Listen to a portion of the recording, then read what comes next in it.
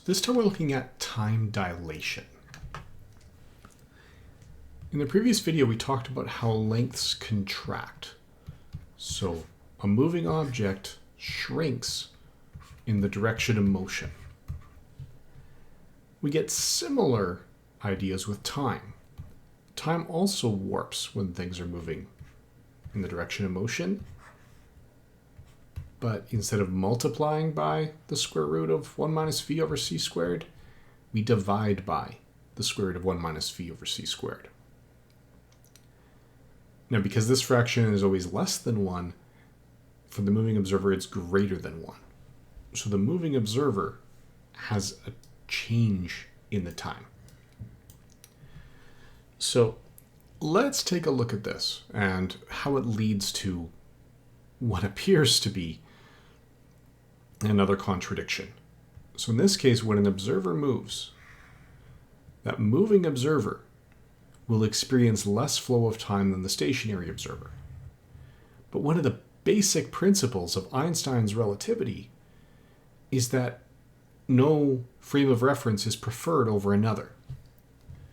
So this led to what was known as the twin paradox, which is the diagram we have here. So let's say you have a twin. You're on Earth, and there's another solar system we want to travel to. You load your twin on a rocket ship. That twin travels at a very high speed towards this other star system, turns around, and comes back. Which of you is older? Well, for the observer on Earth, the twin is the one that has been in motion the entire time. So the twin should be the shorter, should have experienced the time dilation. The twin should be younger than the observer on Earth. But from the twin's perspective, in this rocket, it's the Earth that left and came back. So this was what they called the twin paradox. From the perspective of the twin, you would now think that the Earth had had less time and the twin in the rocket would be older. So which is it? They can't both be older. Right? If this rocket is in space long enough, one of you is going to die of old age, but the other might return. So we need to find a way to resolve this. And this is one of the key issues here. A frame of reference must be consistent. If we draw this in what's called a Minkowski space-time diagram, it's basically time and position. The observer on Earth always moves forward. The observer in the spaceship, the twin you launched to that other solar system, makes a sharp turn right here.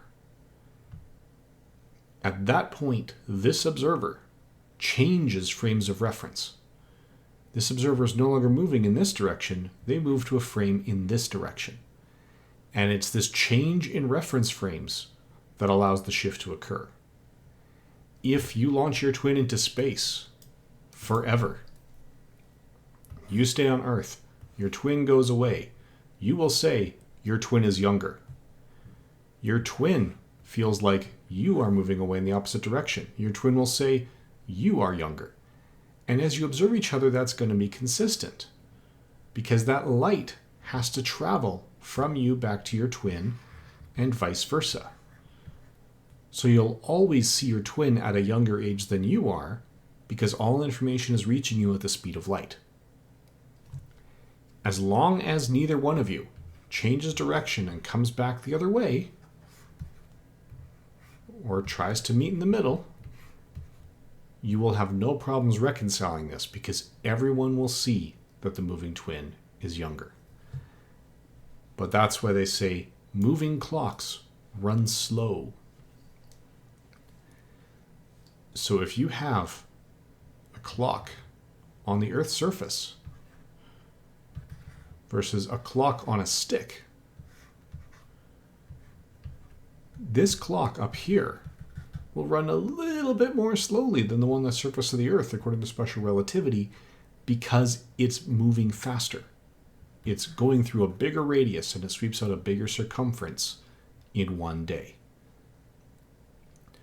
So our time intervals also change as we're measuring them in relativity. This is something known as time dilation, and that's what leads to the twin paradox. Now, in the last video in this series, we are going to take a look at what happens with spacecraft and velocities.